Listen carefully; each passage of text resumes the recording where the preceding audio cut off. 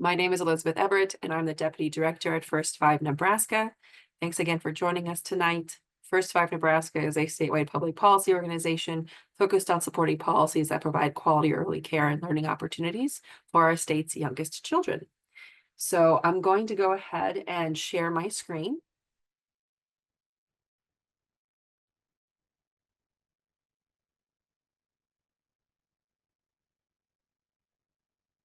Can you go ahead and see that? Okay, hang on one moment. Okay. So as I mentioned, my name is Elizabeth Everett, and I'm joined tonight by my colleagues, Sarah Howard and Mitchell Clark, both policy advisors with the organization. Michael Medwick unfortunately won't be able to join us tonight. He was at the afternoon's presentation, but I will go ahead and discuss his slide, and then Jody Renee Jerome, who will be discussing advocacy for the organization.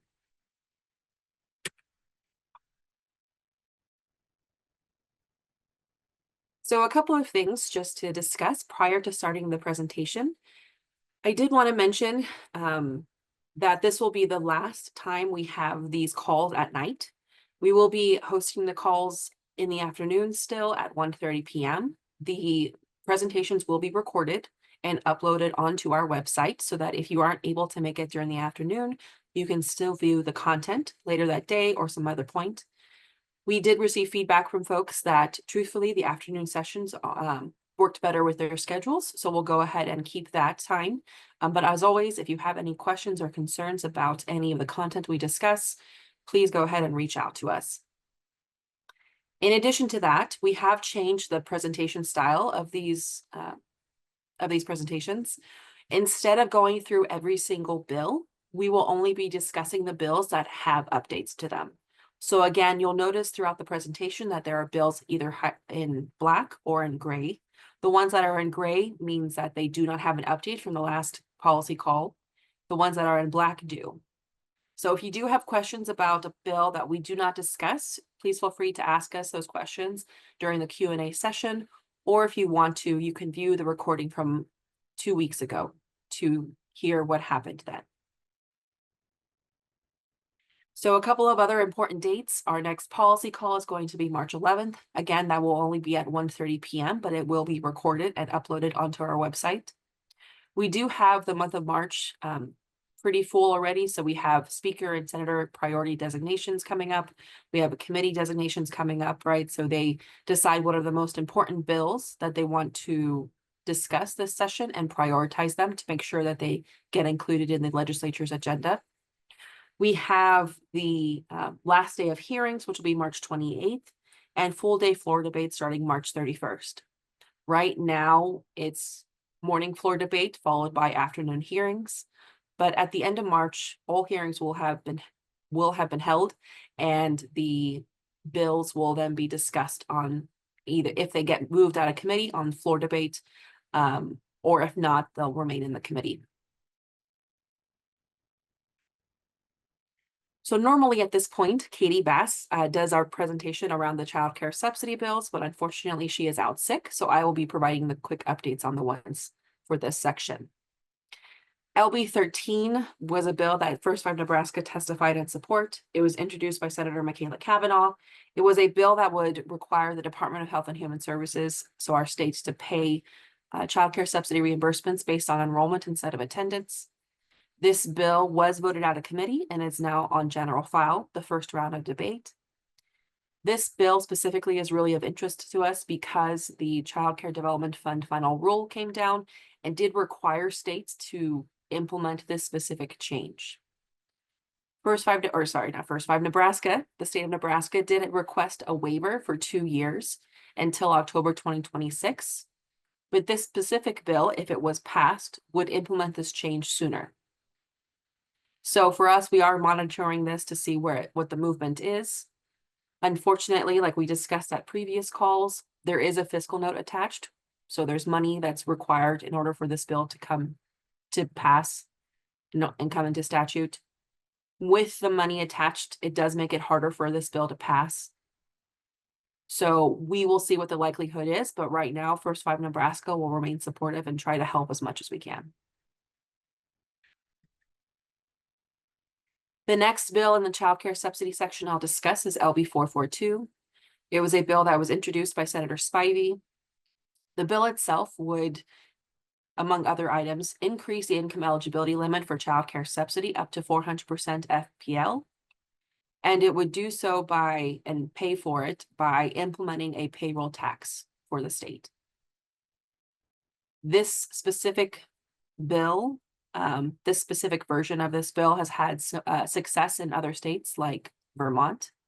Vermont did something similar and was able to get it passed recently. We at First Five Nebraska will come in support of this bill when it has its hearing on March 14th. We will also be, helping Senator Spivey where we can, working on this bill and maybe getting it passed. But again, the fiscal note for this bill, although it hasn't come out yet, will most likely be pretty high. And as a result, this getting passed this year probably is not going to happen. However, we do remain committed to increasing the income eligibility limit and making it more accessible for families. So this is something like this specific idea and this specific concept is something that First Five Nebraska will continue to remain committed to. And we look forward to working with Senator Spivey and the Chamber of Commerce and other organizations on implementing something like this in the future. I'll now hand it over to my colleague, Mitch. Thank you, Elizabeth. Hi, everyone. My name is Mitch. I am a policy advisor here at First Five Nebraska. The first bill is LB 51. This would adopt the National Crime Prevention and Privacy Compact, which would make the federal fingerprint-based segment of the background check process more efficient. The bill actually has a positive fiscal note, and thus it has moved quickly. It passed last week and is now awaiting signature from the governor. Next slide, please.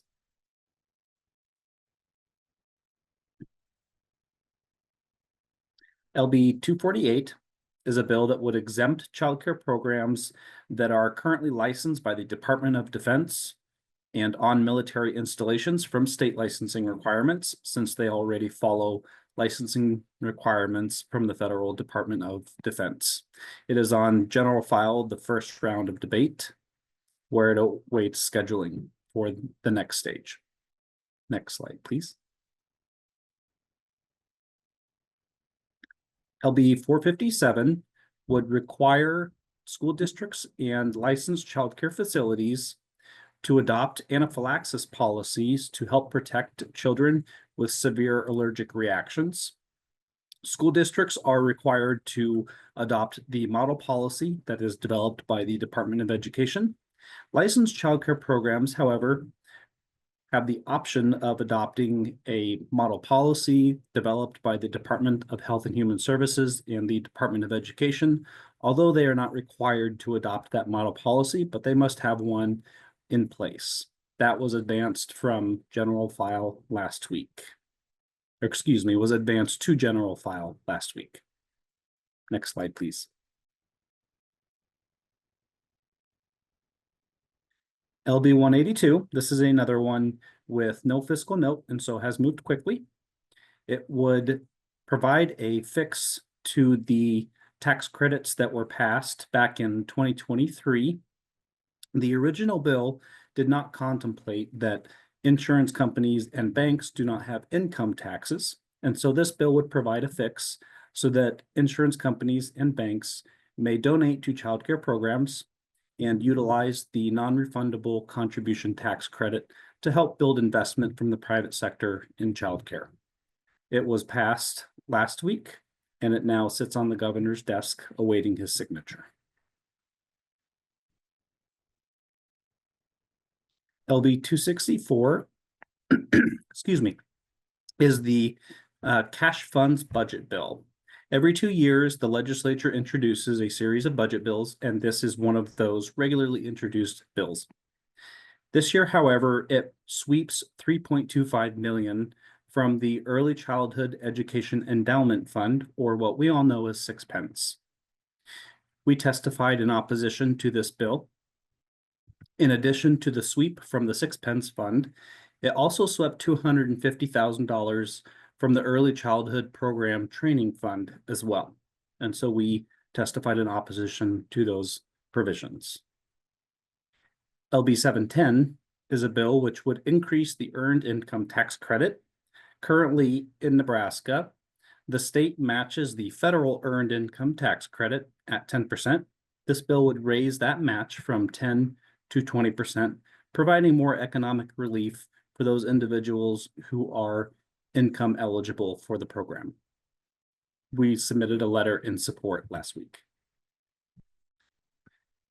Later this week, on Thursday, we will be testifying on the Department of Education's budget request, specifically on eKids or the Early Childhood Integrated Data System, showing our support for this data system, which measures outcomes of children as they get starting in early childhood programs and as they get older. We believe it's important as we focus on various childhood policies that we have the data to show the outcomes of these policies. Next slide, please.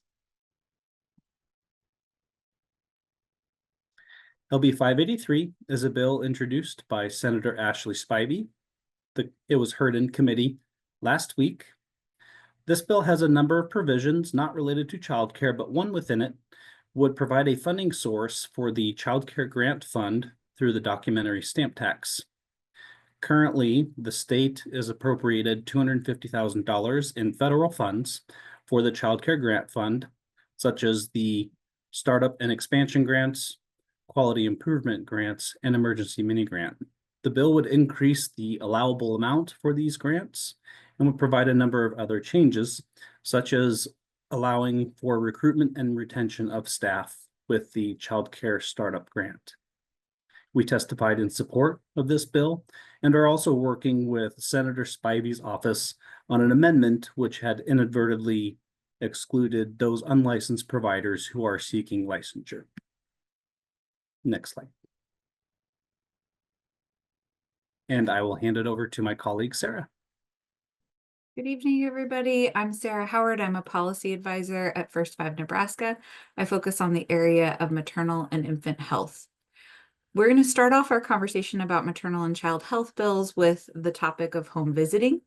The first bill we'll talk about is LB 22, which is Senator Duncan's bill that requires the Department of Health and Human Services to file a state plan amendment for evidence-based nurse home visiting services.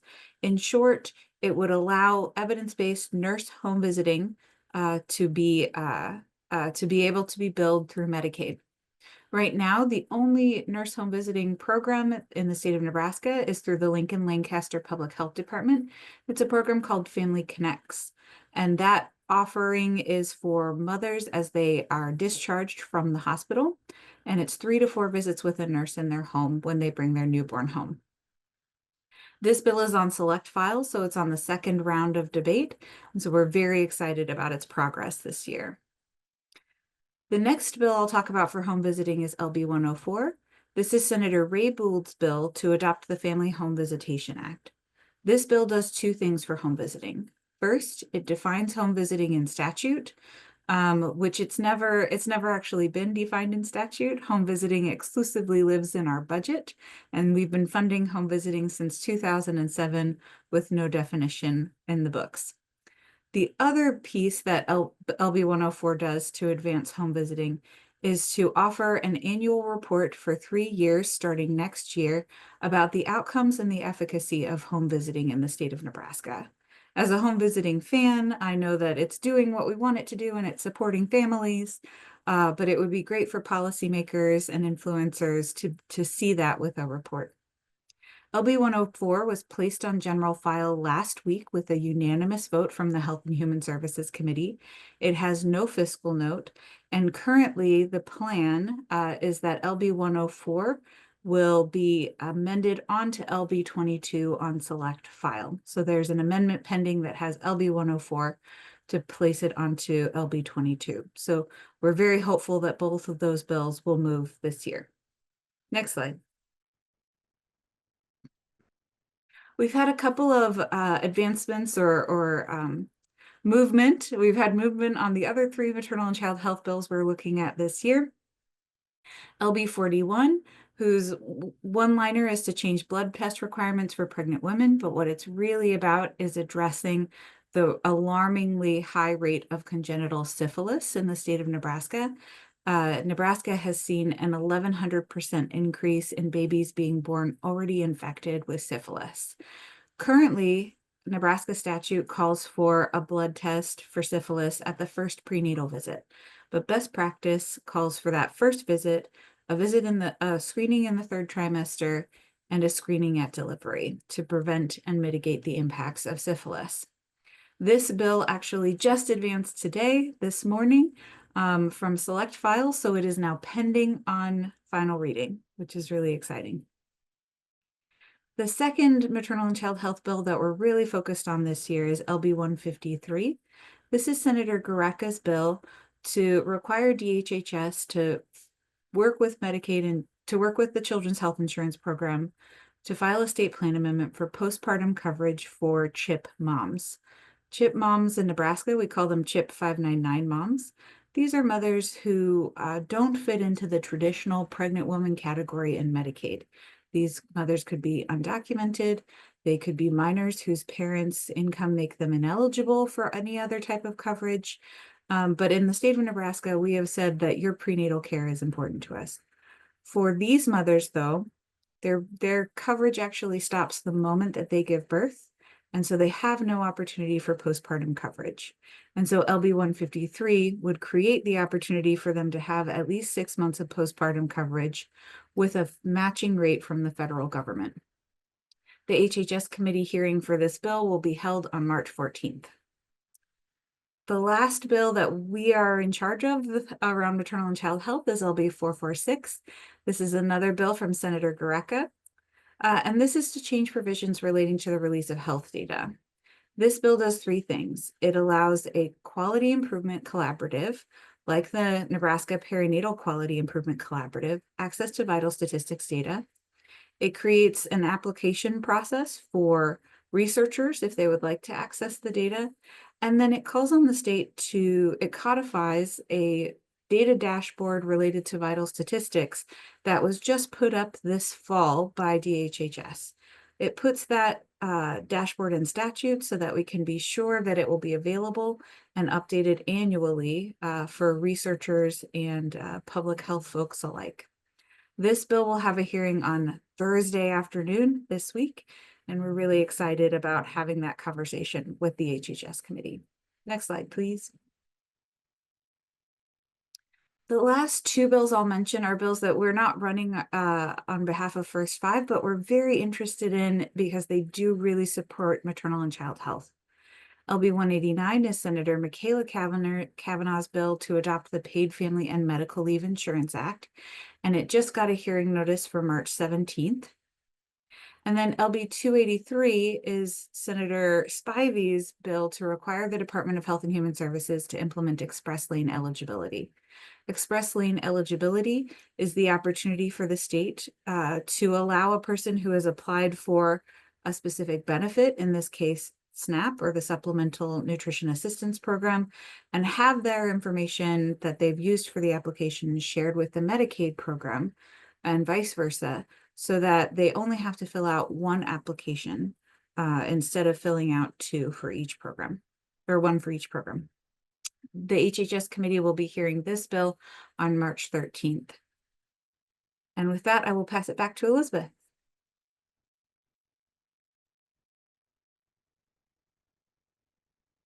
All right, so the next one I'm going to discuss is around the tax credits.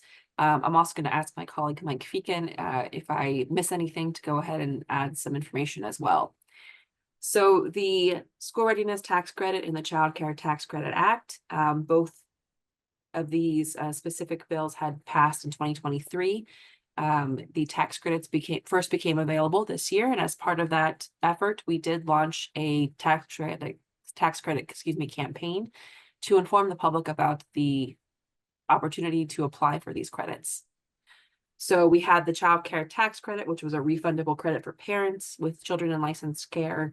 We had a Child Care Tax Credit non-refundable credit for those private sector individuals or any other taxpaying entity that contributed financially to support the childcare industry.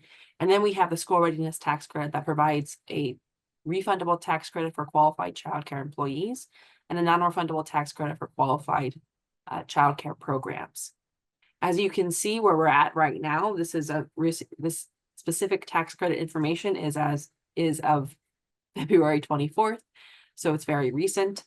We have completely hit the cap of the refundable credit for the parents. So right now there is no additional credits available to parents for this tax year. You will be eligible, or those parents will be eligible again for the 2025 tax season, but that application will not open up until January of 2026. In addition, we are very close to hitting the cap for the school readiness tax credit and the cap for the non-refundable child care tax credit. These tax credits are available every single year. There is no expiration date, but it is first come, first serve. So we are very fortunate that we were able to get a lot of the information out there so quickly so that folks could apply. But we do know that there are several administrative barriers to accessing these applications, and that there are some questions and concerns around the application process. Our hope is to work with the Department of Revenue, the Department of Education, and the Department of Health and Human Services to streamline these processes so next year it's easier. Mike, is there anything that I missed that we should discuss?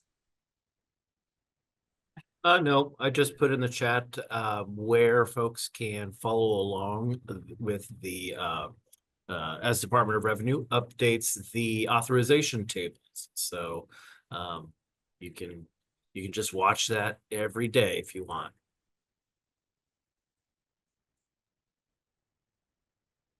So the Department of Revenue, yeah, so as Mike mentioned, they do provide an authorization table that shows updates. I would, again, defer to that specific site if you do have questions about where they are for both the school readiness tax credit and the non-refundable credit, the child care tax credit. But the one thing I would emphasize is that we have already exceeded the amount requested for the caps. So I would caution individuals that if you are hoping to receive a credit this year, the likelihood might be slimmer than if you wait till next year.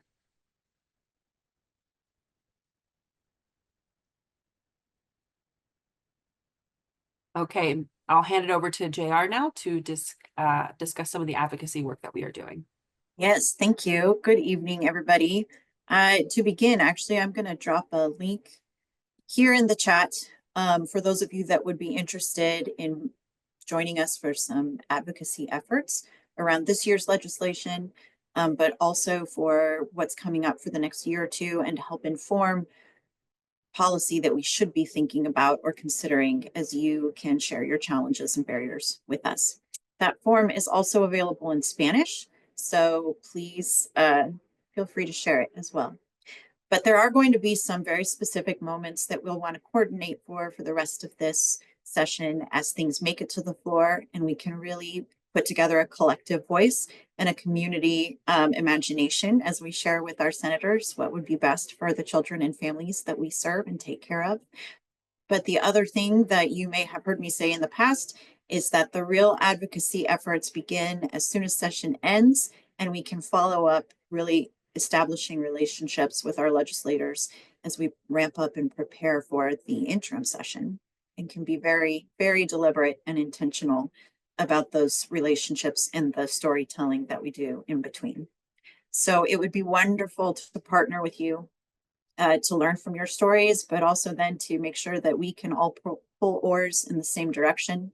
So I hope that you will fill out that form or email me, and we can be in touch about what's coming up in the next month or two, and then also how we can partner up going forward.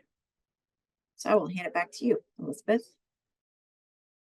Thank you, JR. So now is the time for Q&A. So if you guys have any questions, please go ahead and either put them in the chat or take yourself off of mic or off of mute. Oh my gosh, off of mute. Thank you.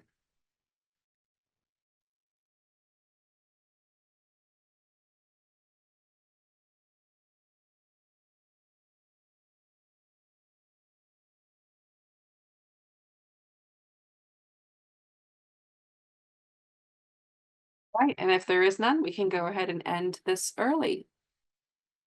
Thank you so much, everyone, for joining the calls today. Again, just a reminder, this is the last evening call. So please tune in 2 weeks for the afternoon call. Thank you and have a good evening.